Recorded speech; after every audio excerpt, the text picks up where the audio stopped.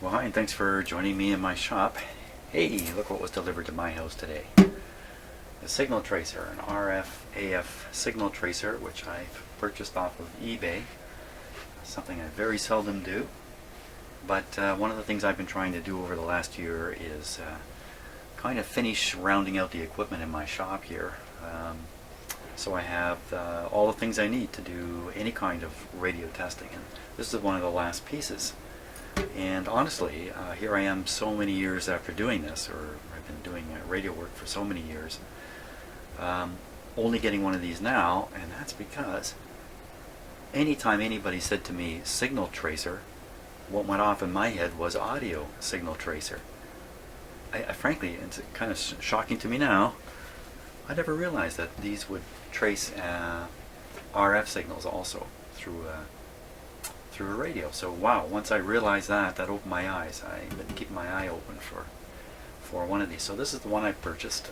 On eBay there's a photograph of it showing this eye lit up. Okay, that was enough for me. Otherwise I've bought it as is. I don't know its operating condition, so that's one of the things I want to figure out. So why don't we just look it over here a little bit.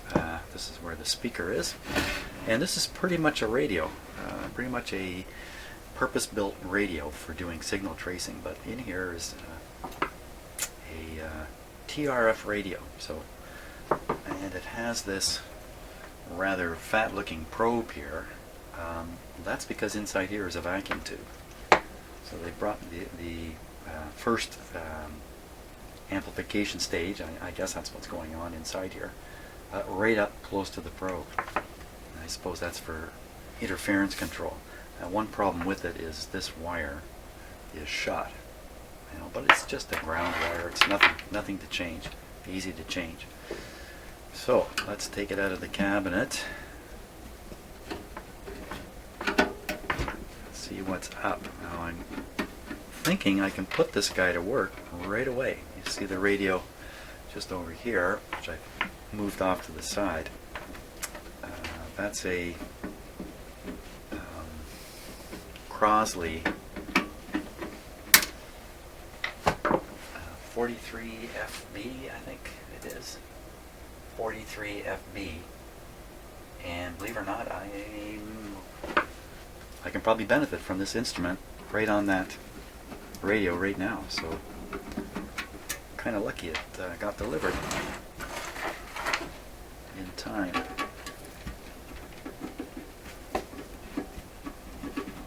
I've already read the instructions on how to use it a few times while I was waiting for it to come in the mail. So it's very logical. So I think I'm not going to have any trouble getting use out of this. So I'll put one more screw.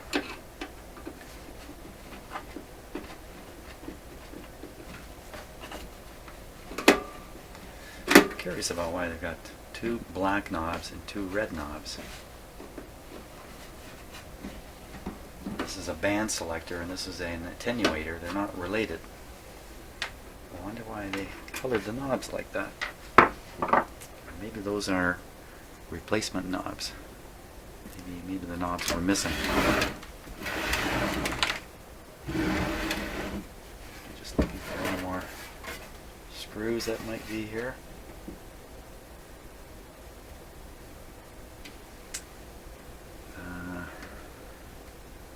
Let's see if I can leave those in for now. I suspect they have to come out too. And what to pull on.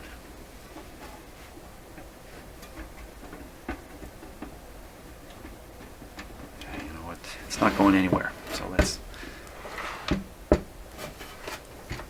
get rid of these two here.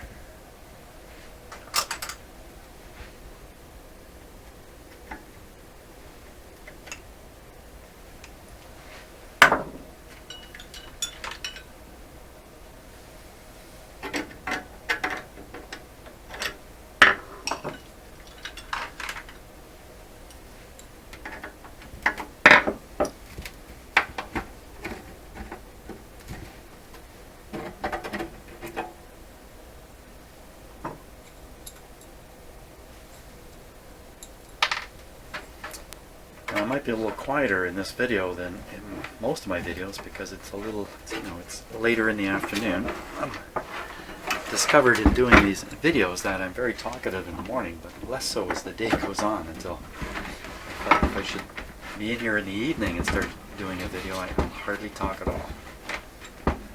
Maybe that's when I should do them.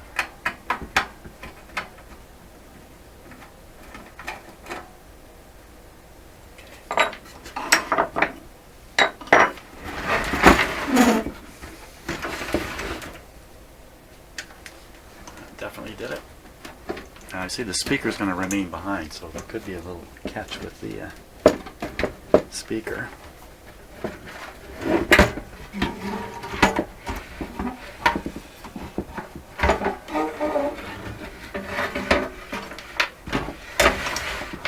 we go.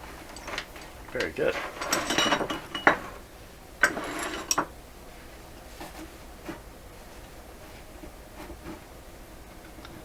Okay, let's see if I can swing it around this way.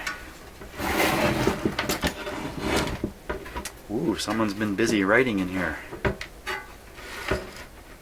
Wow.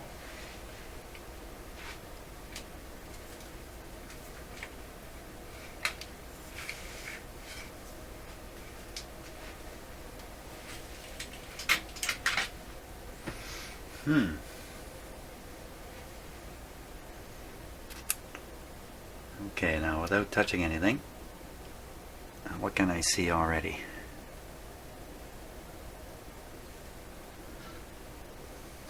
And one thing I see is the 1 megohm resistor that's typical with a magic eye is not buried inside the socket as so many of them are.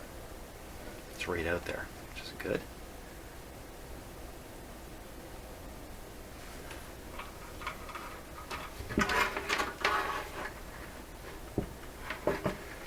Speaker looks fine. There's some tuning coils. Some more here. Wow, someone's been very, very busy labeling this thing.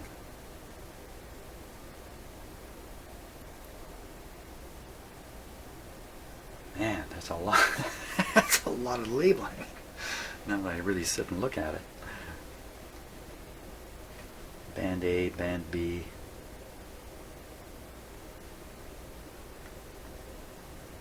Band A, band B, N, M. Must be references maybe to things on the schematic.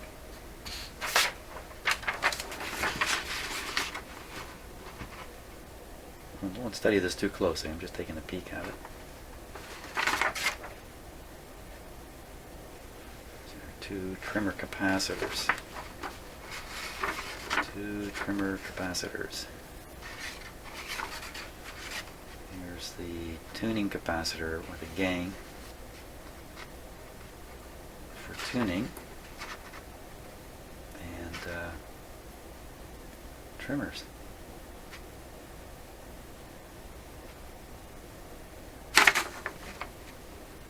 Well, I don't know what to make of that. I'm sure I'll figure it all out. Okay, we're just looking it over for condition right now. Condition looks A-okay so far. Look underneath.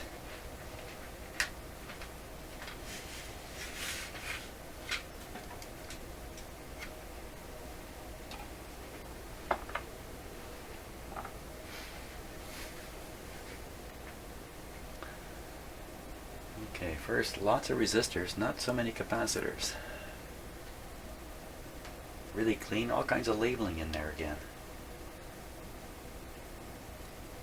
So I think I know what all the labeling's about. This was a kit. It's clear in the manual that this is a kit, and you could buy it pre-built. So perhaps they were on the market from the manufacturers, both a kit and a pre-built unit. So if that's the case, then I could be looking at home built or factory built. And I'm going to guess it's home built, and that's what all that labeling is. That's all over the place. If it were factory built, any handwritten labeling would have been done a little better, I think. Just because, you know, when you're doing stuff like this for the first time, maybe this is the only kit this person built. If that's the case, then you're going to do some things that maybe if you did them again, you'd do them differently. I shouldn't knock the labeling too much. So I'm looking this over myself as I'm chatting here, and wow, it looks to be in perfect shape. I don't really see any problems with it whatsoever. Well, here's a couple more trimmer capacitors out the back. Okay, 2 here, I think I set it 2 here, 2 here, coils here. And I've learned from experience that if you want to see stuff, you gotta look. The longer you look, the more you see. Pretty simple formula. So you usually stop looking because you thought you saw everything. That's not necessarily the case. That's why I'm dragging this out. I don't see any reason I shouldn't start this guy up.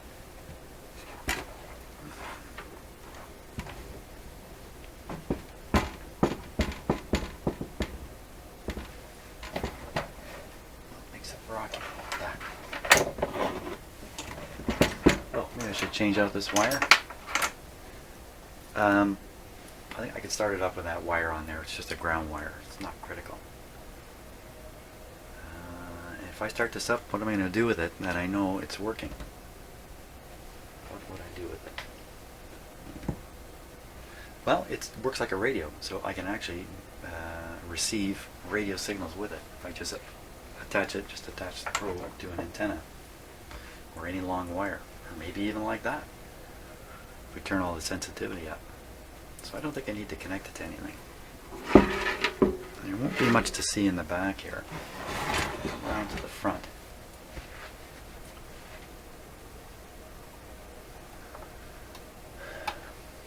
So, volume control controls only the speaker volume. It has no influence on what the eye might be indicating. And normally when you're using this instrument, you're trying to make the eye close but not over close. And when you do, then you can take note of the settings that got you there. The setting for the coarse and the fine attenuator. There's the on-off switch. If you want the unit to report audio signals, you can push it to the way it is now, AF. If you want it to pay attention to RF signals, you push it this way. That's how we'll start. And now the instrument's going to be sensitive to RF signals. And it's also going to detect them so we can hear them and play them out the speaker. So that is no attenuation. This is now 10 times attenuation. That's a bad way of saying it. So the signal will be attenuated by a factor of 10, 100, all the way up to 10,000. And then we have kind of a vernier deal here. I don't know how linear this would be. Vernier, is that the right word to use for that? I don't know. And then this has got a gearing in it.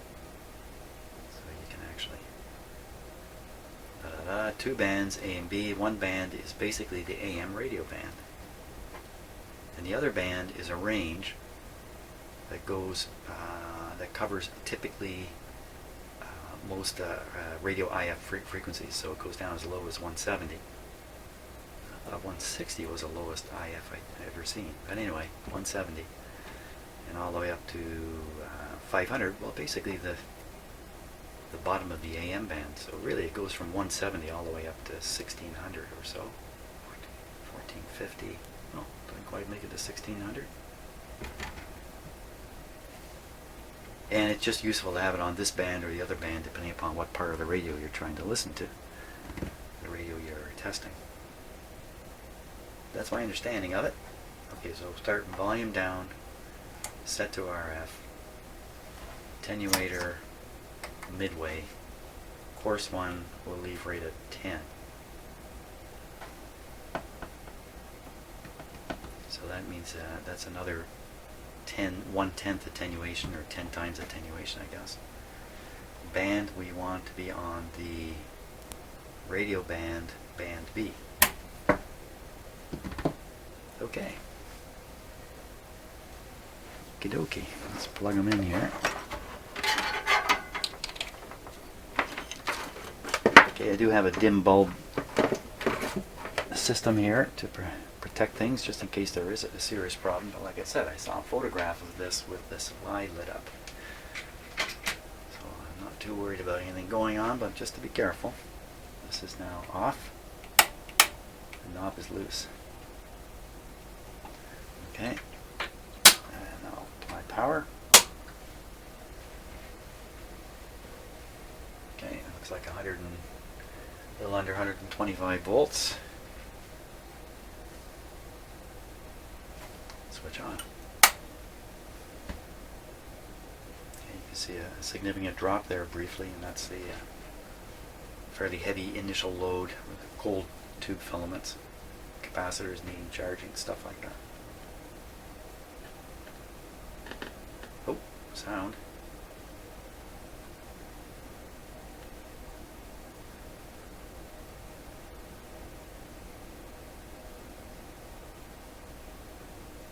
To give it a little extra extended warm-up time when it's on restricted supply.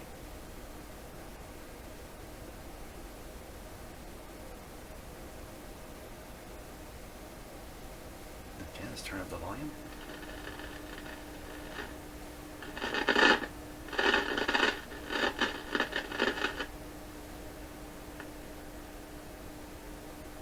Okay, bring the probe over. Touch the probe, Jim.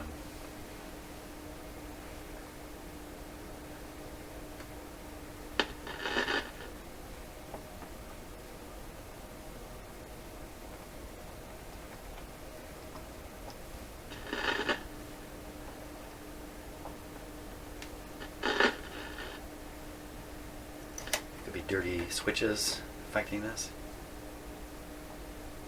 It should be all the way there.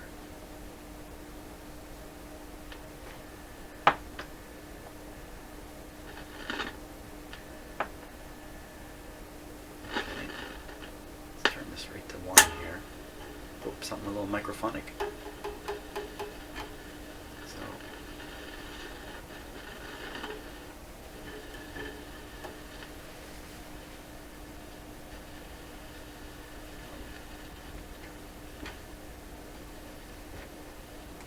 I don't know. There's a little bit of a noise there. Not sure where that's coming from. I need a tracer to find out where that noise is coming from. That sounds a little better.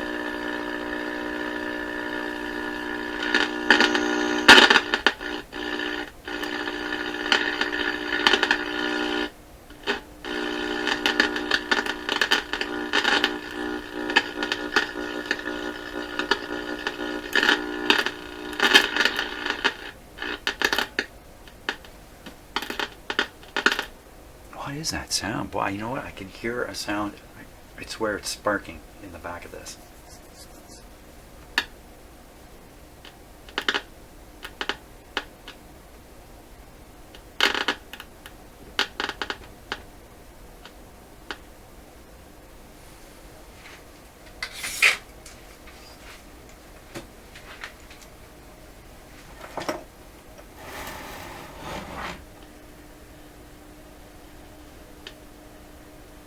It might have been dust.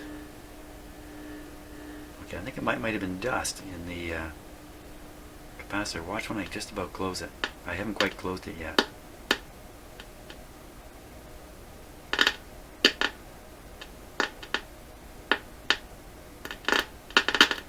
I'm sure I saw a spark here.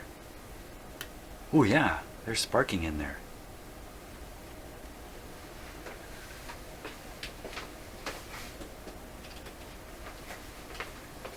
Seen this before. Now this is not a regular radio. This is a TRF radio. It does not have that doesn't have an IF frequency itself. So I think that's something to keep in mind.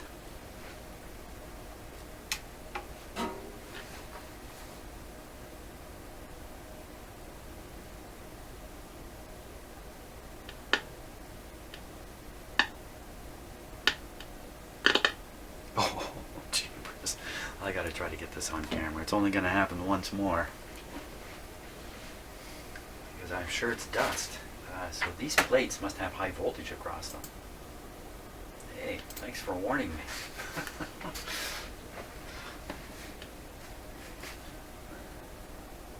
To check the focus here where there's some light. It's pretty close. Okay. Below my now the blue light is from a little blue light. There, you can see the sparks. I didn't do anything yet. Get this in position here. Here we go.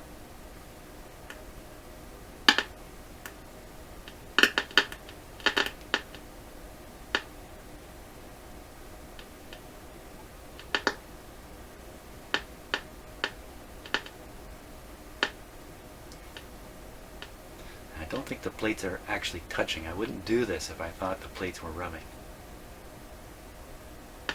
because the sustained short can't be good.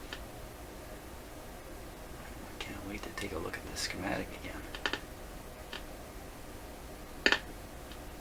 Whoa.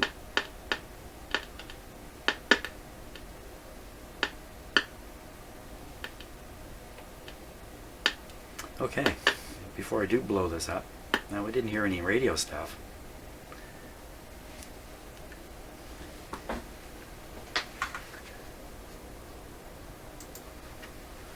Fun, fun, fun. It's always fun when there's sparks. I couldn't resist that. Now, if I seriously thought something bad was going to happen, I mean, it had already happened, right? Because the sparks were happening before I realized what was going on.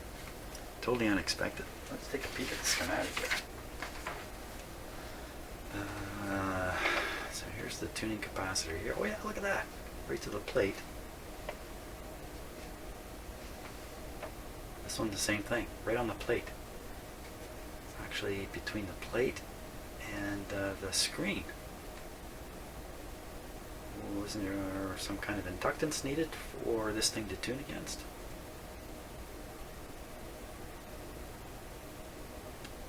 Maybe it's these down here. I don't know. I'm not going to figure that out right now. Key thing is, man, don't touch those plates. Whew. Now the stator is the one that should be holding the voltage, and the rotor, the one that's kind of exposed, you can easily touch. Those should be running at the same potential as the chassis. So maybe it's not that scary. Okay, now that was exciting diversion, but let's get back to trying to turn this into a radio. I'll bring over an outdoor antenna here.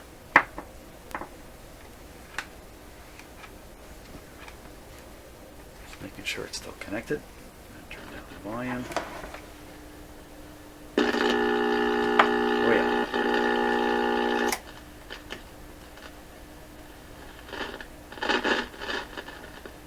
I just knocked it right out just by changing that.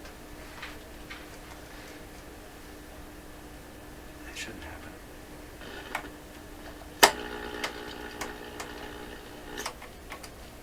I wouldn't think that would happen.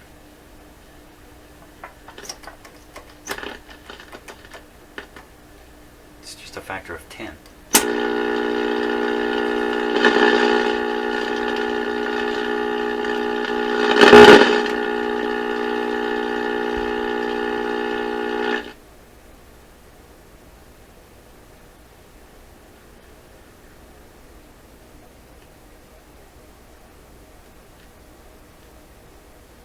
Still a little bit of sparking back there.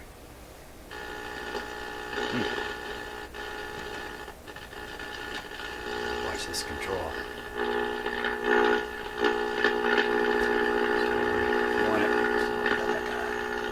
640 would be down in this range.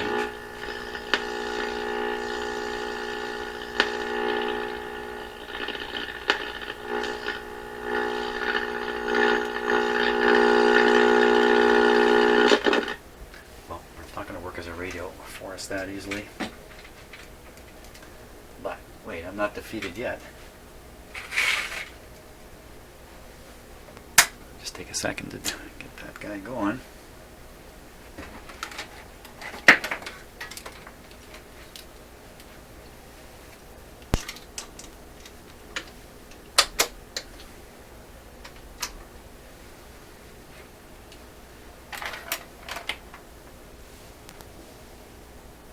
It's at 10, but we don't want it way up there. We want it something like that.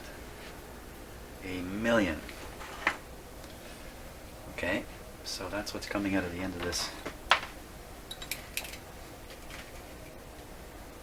lead.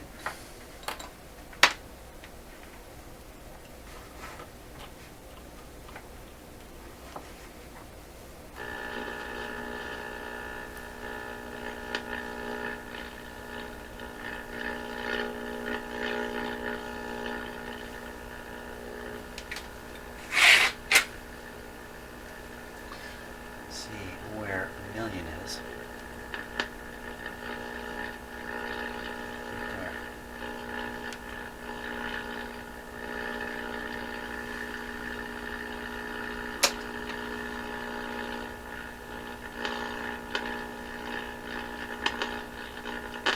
Still some sparking.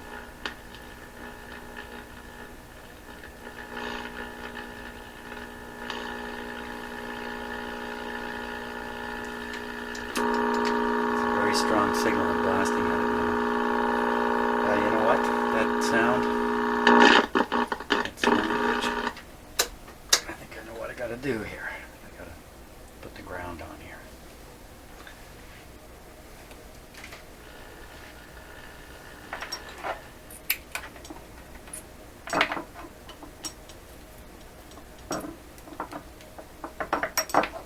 Scaredy cat of that, getting a shock from those two things. I'm a scaredy cat. Okay, what do we got now?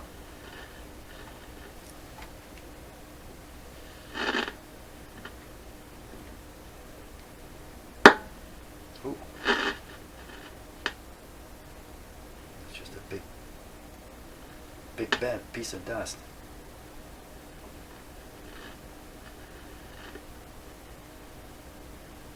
Pretty sure. Whoa.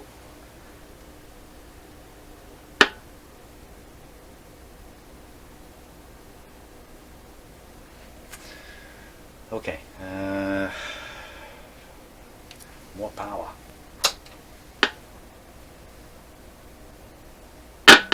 Yikes.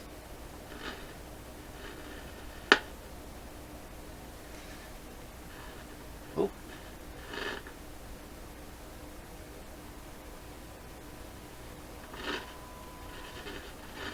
More power.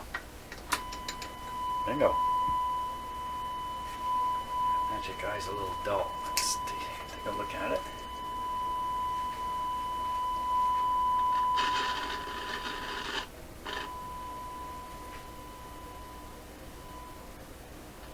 Now it's responding.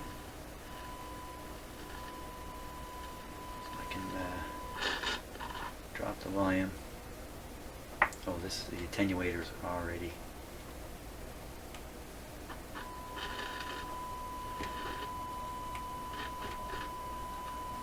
Difference.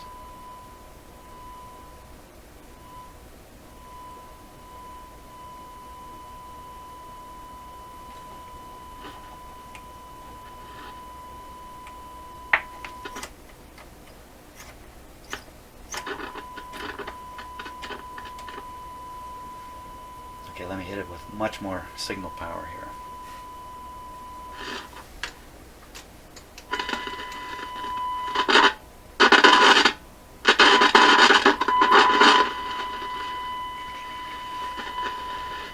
Okay, keep an eye on that. Attenuator. Okay, that knocked it right out. Attenuate it with this. This doesn't seem to do much. The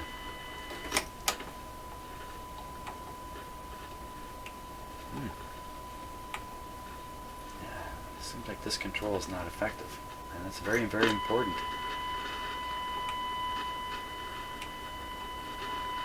Yeah, if it is, it's absolutely minimally effective. Oh, that's not good. Bring on the lights. There we go. 4 years off. Okay, so a little bit of a problem there in that this control, the fine attenuator, does not seem to work. And it's very important because when you're using the instrument, the objective is to close the eye here just. So it's not overlapped and it's not open. Now when you get it closed, just like that, you're in a position to make, let's call them, able to make quantitative, I guess maybe qualitative measurements is really what I gotta say there. So, all in all, not bad. Certainly needs a little cleaning in the controls and the like.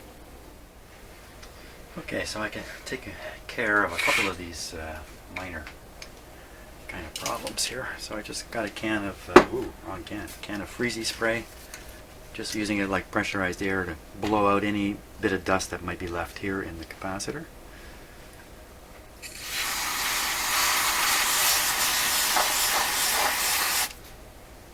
I'll make that pretty icy cold, and I want to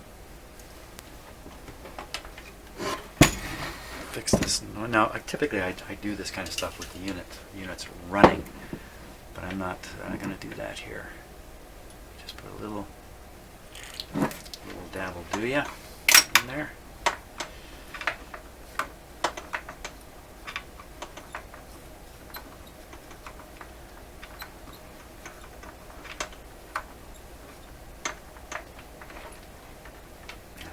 Probe has gotten warm. Of course, there's a tube inside this probe. That's a great instrument for a Canadian shop in the winter. I'm telling you, I'm going to be holding on to this thing all the time here. So flip it over.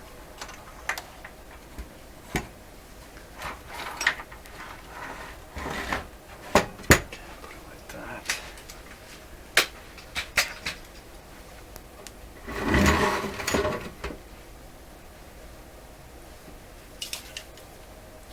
This was the fine adjustment that wasn't working so fine.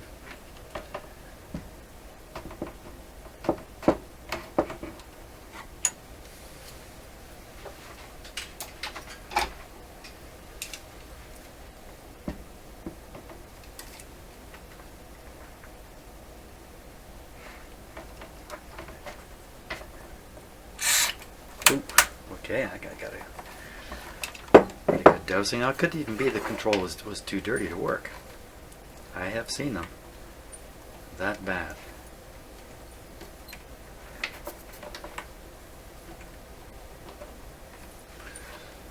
Okay. What other deals? There is a band switch here. Seem to be okay.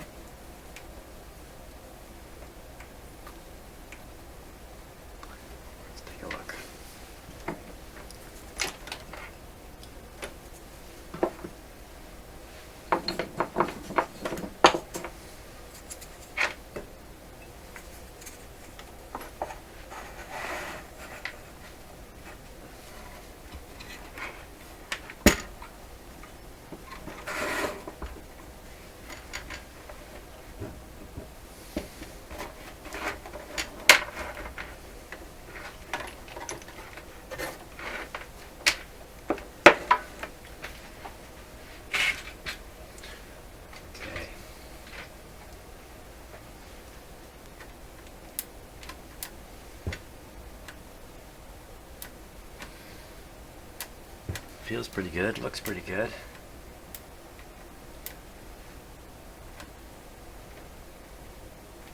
I also have this switch over here. I don't know if you can see that in the camera or not.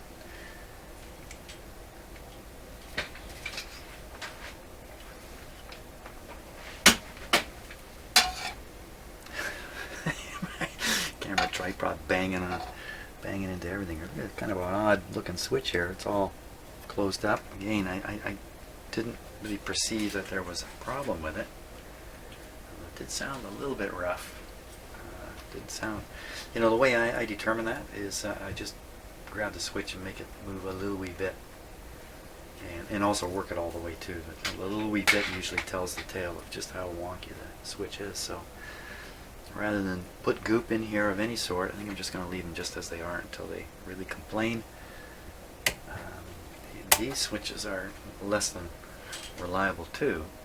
These guys often get gooked up. You see they're just open here. Dust and stuff can accumulate in them. This is a pretty closed up chassis though, and it looks really clean everywhere. I don't think there's much reason to, and again, I don't have a complaint about it. So rather than spray some goop in there, so I don't spray goop. Rather than spray a solvent or a lubricant,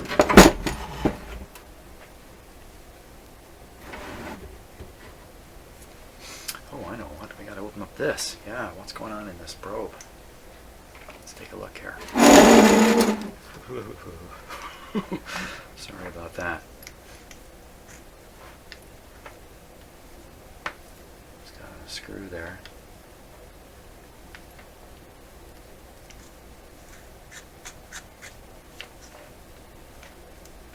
Oh, there we go.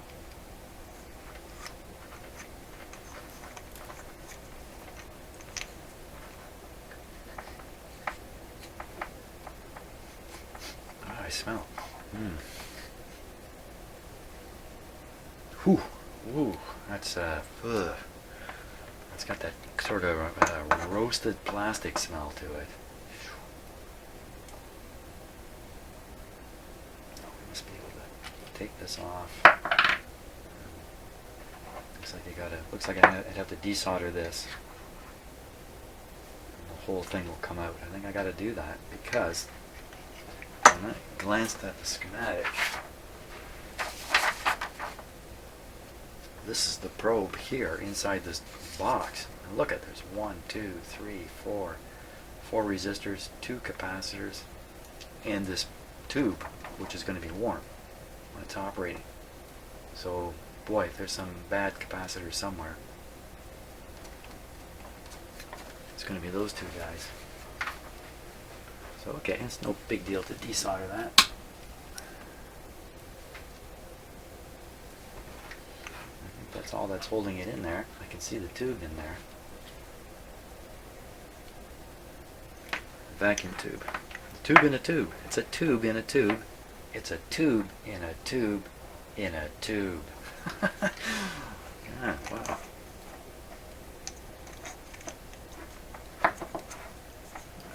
So it's wonderfully shielded. This little metal washer just popped out, not a little. Yeah. So that would cover the bottom. It's really quite shielded. Spiffy feature. Okay, now I think I better get a hold of that wire. I think I better clamp this down. Or something, somehow.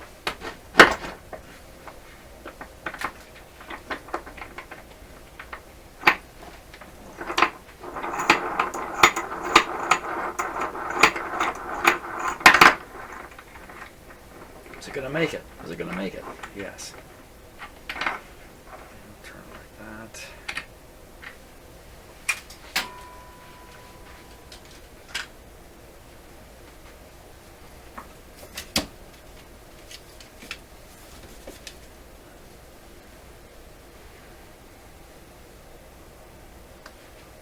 A pair of pliers.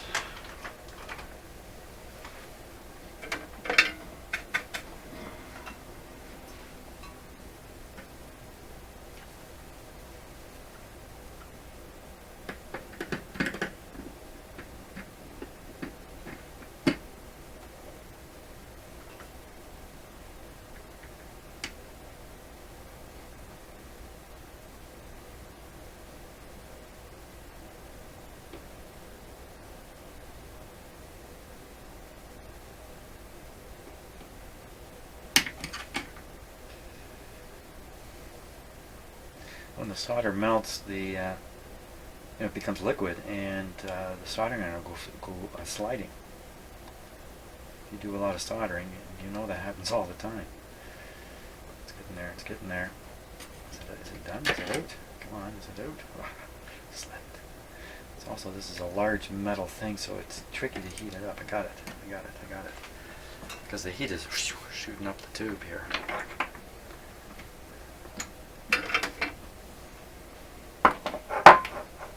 Okay. Out you come. Packed in there pretty tight.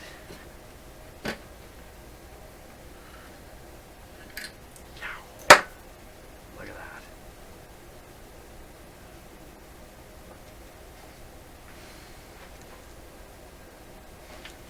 Just unplug this.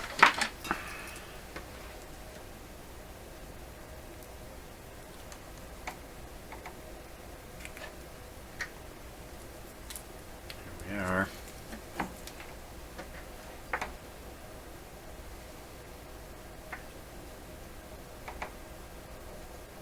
Looks to be in great shape. Boy, now if you're going to find some kind of heat effect in this unit from extensive operation, it's going to show up. It's going to show up in here, I would think. This doesn't show any signs of.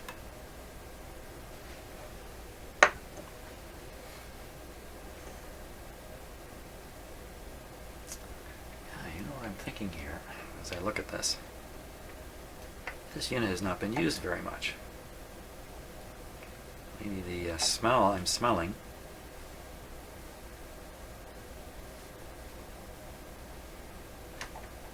is, am I the first guy to ever turn it on?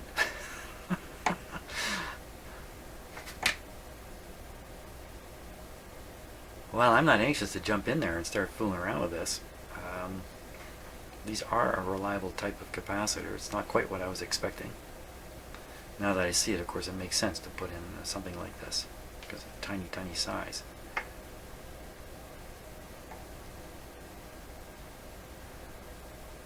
Yeah, I think I'd be foolish to jump in there. I mean, I can test these resistors if I want. 4 of them jammed in there. Ah, wow. Best to maybe just leave this more or less alone. I think that's, once again, until there's a real problem, until I know there's a problem, what am I doing? Changing parts and stuff like that. Doing nothing more than taking on a risk unnecessarily. It's certainly worth taking it apart for an inspection.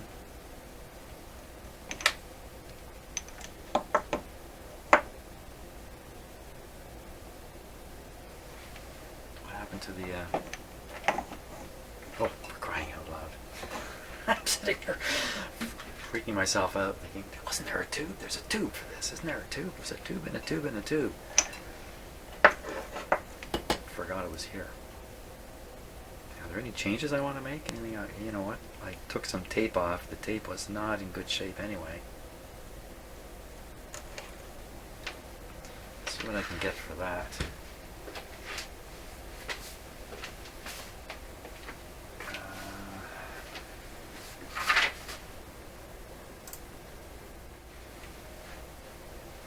Okay, so what I've done here is I'm just going to leave everything as it is. I've recovered the end here. I've used a paper tape rather than regular electrical tape. Put a covering over here. This is how this goes. I think so. There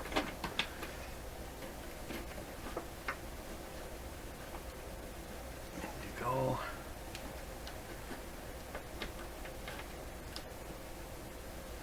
There we are.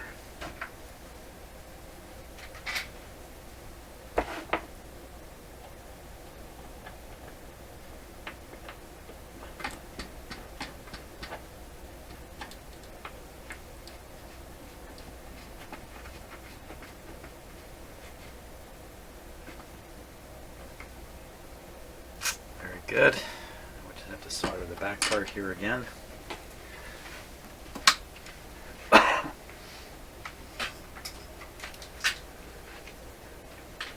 And I really think the best thing I can do with this, after just the little things I've done, is put it to work and see how it goes, rather than try to do any kind of repair to it at this point. I don't know that it even needs any kind of real attention.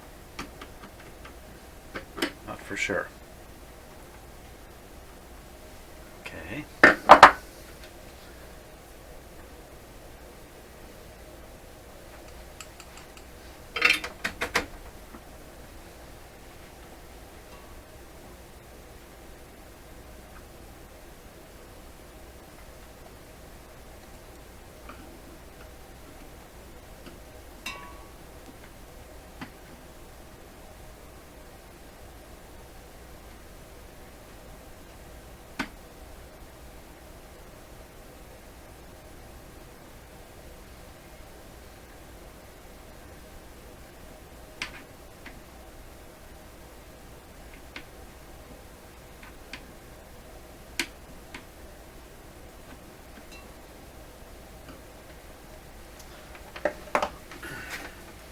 I better add some solder to it. It's probably going to pop off here.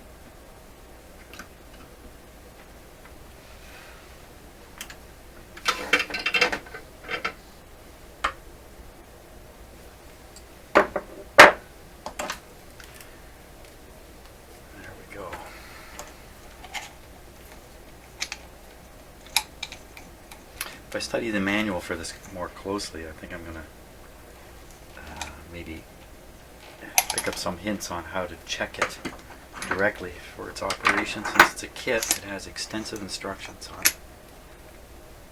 on that. Now what's keeping this together? Not much. That's that washer. I don't really like that.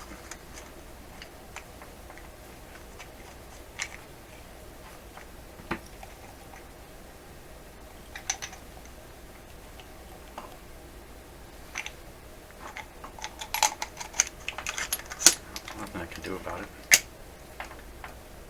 That is it.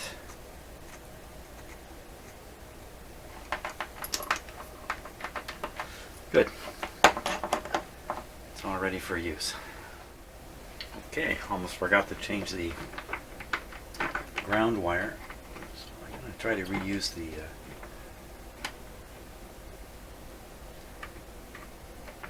the alligator clip here.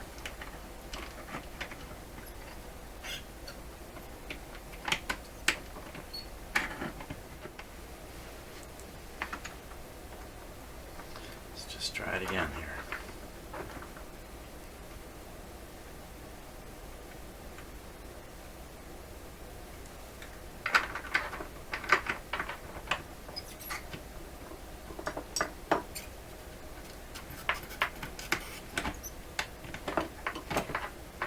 Can't believe it. Shit.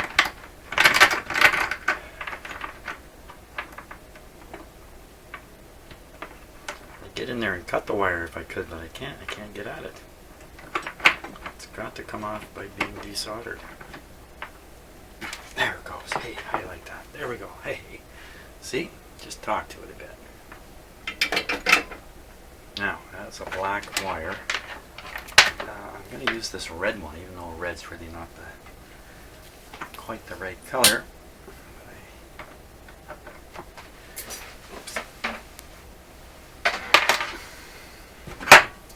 Sure it's going to fit.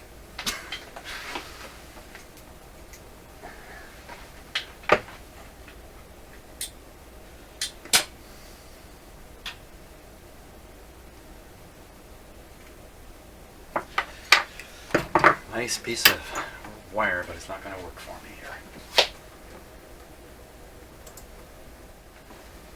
Okay, another piece of nice flexible wire. red again, but this time, fits. Good.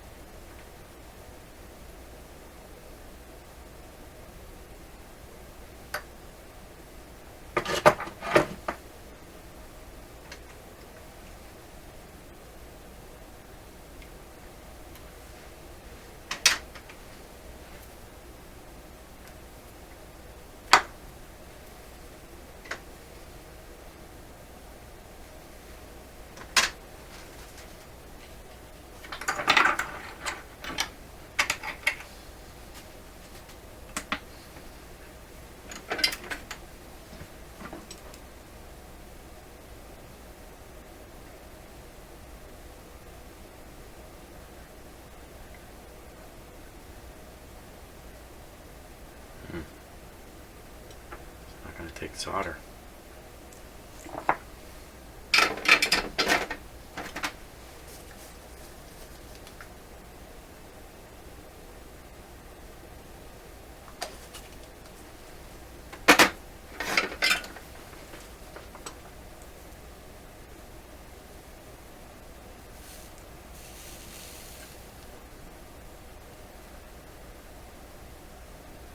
Go.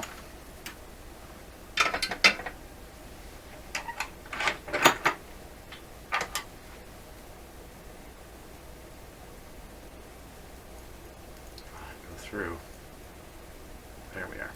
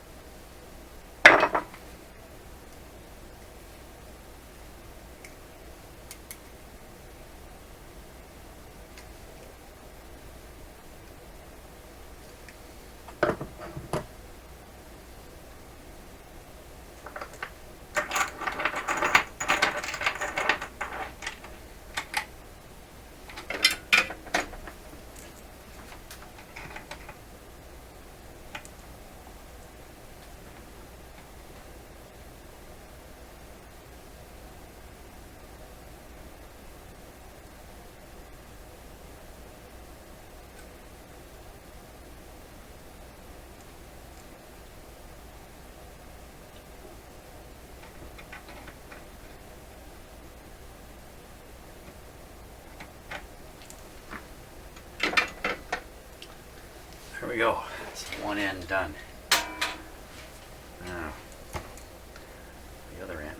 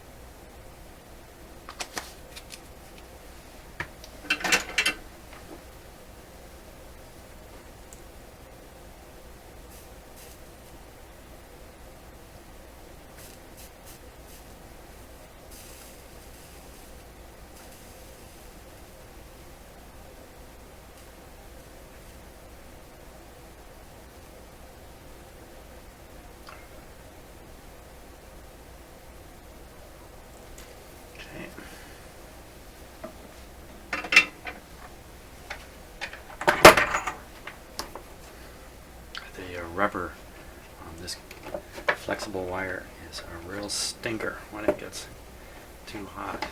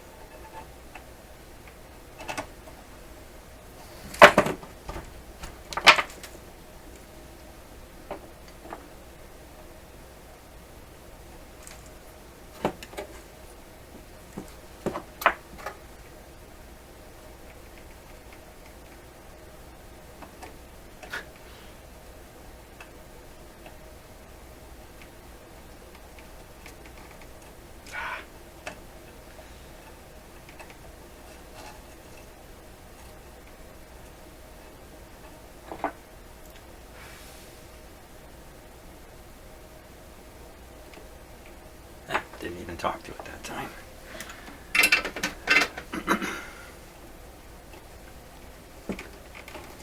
There we have it. Now it's ready to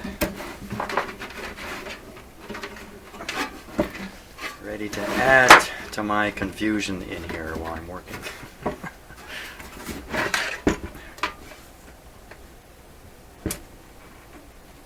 Great, just throw the screws back in and we're in business. Fantastic. So next time I'm in the shop, I'll try it on this radio. Thanks for watching.